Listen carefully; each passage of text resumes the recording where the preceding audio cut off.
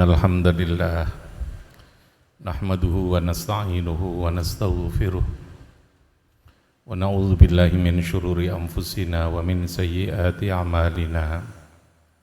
May yahdihillahu fala mudilla lahu wa may yudlil fala hadiya lahu. Asyhadu an la ilaha illallah wa asyhadu anna Muhammadan 'abduhu wa rasuluh. Allahumma salli wa sallim ala sayyidina Muhammad wa ala ali sayyidina Muhammad kama sallaita ala sayyidina Ibrahim wa ala ali sayyidina Ibrahim fil alamina innaka Hamidum Majid. Amma ba'd. Fa ya ayyuhal muslimun ittaqullaha haqqa tuqatih wa la tamutunna illa wa antum muslimun.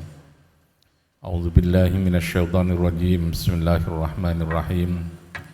Wal 'asri innal insana lafi khusr illa alladhina amanu wa 'amilus solihati wa tawassaw bil haqq wa tawassaw bis sabr. Masyarul muslimin, jamaah Jumat rahimakumullah. Melalui khutbah ini mari kita memantapkan kembali ketakwaan kita kepada Allah Subhanahu wa taala. Kita laksanakan apa saja yang diperintahkan oleh Allah, al-ma'murat, baik al-ma'murat ini al-wajibat maupun al-mandubat, perintah yang bersifat keharusan maupun perintah yang bersifat anjuran.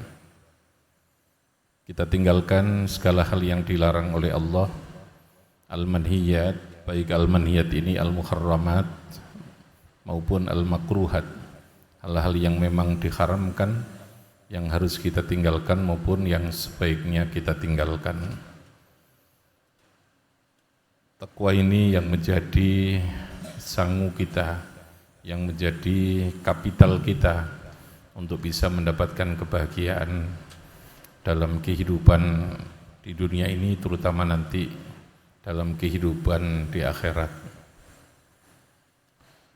Masyarul muslimin rahimakumullah, kita sedang berada dalam bulan di mana kita memperingati kelahiran Kanjeng Nabi Muhammad sallallahu alaihi wasallam. Kelahiran Nabi Muhammad sebagai seorang rasul adalah rahmat, adalah kenikmatan yang terbesar bagi kehidupan manusia, bagi kehidupan alam semesta ini. Manusia ini diciptakan oleh Allah punya keterbatasan, meskipun diberikan keunggulan dengan kemampuan akal pikiran yang bisa memahami terhadap kehidupan ini. Tetapi akal pikiran manusia ini tetap terbatas, hanya bisa memahami terhadap fakta, hanya bisa memahami terhadap apa yang dilihat, apa yang dirasakan, apa yang terjadi dalam kehidupan ini secara berulang-ulang. Itulah yang disebut dengan sesuatu yang bersifat ilmiah. Ilmiah itu adalah sesuatu yang dirumuskan dari sebuah fakta kehidupan, dari sebuah hukum yang berlaku di dalam kehidupan alam semesta ini. Kemampuan kita sebatas itu.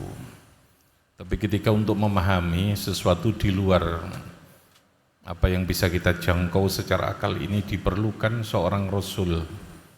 Diperlukan seorang rasul yang memberitahu, yang menginformasikan hal-hal yang tidak bisa kita jangkau dengan akal pikiran kita. Sangat terbatas akal dan ilmu yang kita miliki untuk memahami kehidupan. Ada begitu banyak hal yang harus kita fahami melalui agama, dan agama itu tentu adalah melalui Kanjeng Rasul ini. Oleh karena itu, sebagai seorang santri, kewajiban kita adalah untuk berusaha mengintegrasikan, menggabungkan dalam kehidupan ini bagaimana kita memahami hal-hal yang diberikan oleh Allah melalui hukum-hukum alam yang disebut dengan sunnatullah ini, dengan kajian-kajian akademik, dengan kajian-kajian secara ilmiah, kajian secara rasional, Tapi pada satu sisi, karena begitu banyak hal yang tidak terjangkau oleh akal pikiran kita di luar ilmu itu, maka kita harus mempelajari agama. Agama itu bersifat ikhbar, bersifat pemberitahuan, maka disebut dengan naqliyah, sesuatu yang dipindahkan, yang diriwayatkan.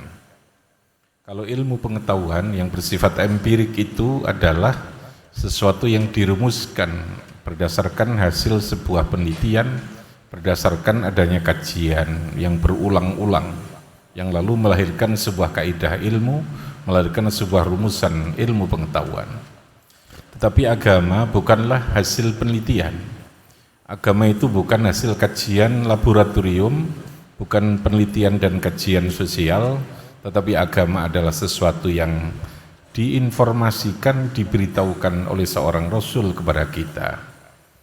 Rasul mendapatkan informasi itu dari Allah. Allah yang memberitahukan apa saja yang dikersakno Gusti Allah, yang itu disebut dengan wahyu. Wahyu itu bersifat naqliyah, sesuatu yang kita terima dari apa yang diberitakan, yang diinformasikan. Karena agama itu bersifat informatif, bukan analisa, maka ajaran agama itu dibawa oleh manusia yang punya kualitas yang tidak sama dengan manusia pada umumnya. Manusia tetapi bukan pada tingkat manusia pada umumnya, sehingga para ulama menyebutkan bashar. Nabi itu, Nabi Muhammad itu basyarun tapi la kal bashar. Untuk membawa sebuah ajaran yang begitu agung, risalah yang begitu agung, diperlukan orang yang punya kecerdasan. Maka wajib bagi seorang Rasul punya fatonah, punya kecerdasan. Wajib bagi seorang Rasul punya amanah, punya kepercayaan yang tinggi, bahwa apa yang disampaikan adalah betul-betul yang mempunyai tingkat kualitas kepercayaan yang tidak diragukan sedikit pun, karena ditopang oleh adanya fatonah, oleh adanya amanah, yang itu menjadi sifat wajib bagi seorang Rasul. Rasul harus betul-betul mampu menyampaikan dengan baik apa yang diterima dari Allah, maka Rasul wajib tabligh. Tabligh itu menyampaikan. Rasul itu hanya menerima. Rasul itu bukan asyari. Rasul itu bukan al-hakim. Al-hakim asyari huwallah. Yang menetapkan hukum agama itu adalah Allah.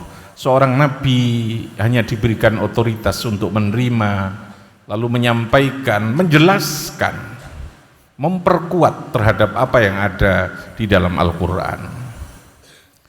Sehingga dibutuhkan orang yang punya kualitas, yang betul-betul mempunyai kualitas super, mempunyai kualitas yang tidak sama pada umumnya, tapi dia manusia.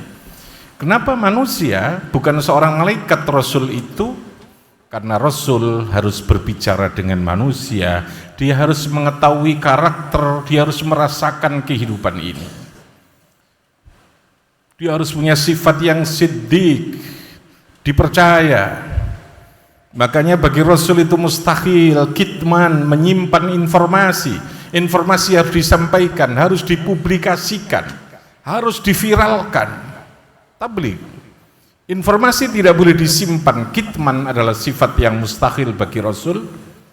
Rasul tidak mungkin khianat, mengkhianati terhadap apa yang diberikan oleh Allah, tidak melakukan apa yang ditugaskan, itu tidak mungkin. Rasul tidak boleh tidak cerdas. Rasul harus fatonah, karena dia harus menerima risalah, memahami, dan lalu kemudian menjabarkan, menyampaikan risalah itu pada manusia ini.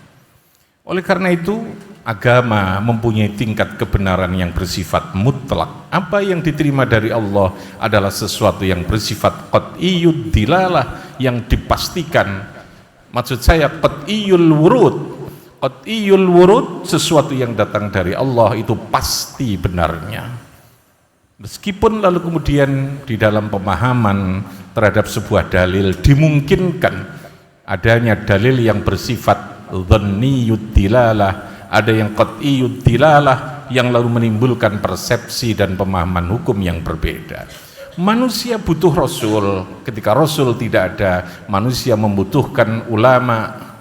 Yang ulama ini oleh Nabi diberikan penugasan al-ulama warasatul anbiya, ulama lah yang pada akhirnya yang akan meneruskan untuk memahami dan menjabarkan terhadap apa yang diajarkan oleh Allah melalui kanjeng Rasul ini. Ulama lalu kemudian melakukan proses pemahaman. Ulama juga sama, ulama bukanlah asyari, seorang mujtahid bukanlah asyari, bukanlah yang menetapkan atau menciptakan hukum. Asyari tetap huwallah. Para mujtahid adalah orang-orang yang dipilih oleh Allah, yang punya kemampuan untuk memahami, melakukan istihad, melakukan istimbat, menggali terhadap dalil baik yang ada di dalam Al-Quran maupun hadis. Oleh karena itu kita perlu para ulama, kita perlu kitab kuning yang itu merupakan produk dari sebuah pemikiran ijtihad para ulama ketika kita tidak memungkinkan, tidak punya kemampuan untuk memahami agama itu dengan baik. Dakwah hanya bisa berhasil ketika kita memahami manusia. Rasul itu basyar, maka Rasul merasakan getaran jiwa, merasakan psikologi manusia, sehingga Rasul bisa memahami, mengajarkan sesuatu yang sesuai dengan manusia itu sendiri. Proses pendidikan hanya akan bisa berhasil ketika pendidikan itu betul-betul mampu memahami anak didik kita sebagai manusia yang punya kecenderungan yang berbeda, punya potensi yang berbeda, dan lalu di tengah perbedaan itulah kita mengantarkan anak kita untuk menjadi orang yang hebat, dan itu yang dilakukan oleh Rasul, sehingga semua potensi bisa berkembang dengan baik. Barakallahu li wa lakum fil Qur'anil azim. Barakallahu li wa lakum fil Qur'anil azim wa nafa'ani wa iyyakum bima fihi minal ayati wa dzikril hakim. Innahu ta'ala jawadun karim raufur rahim.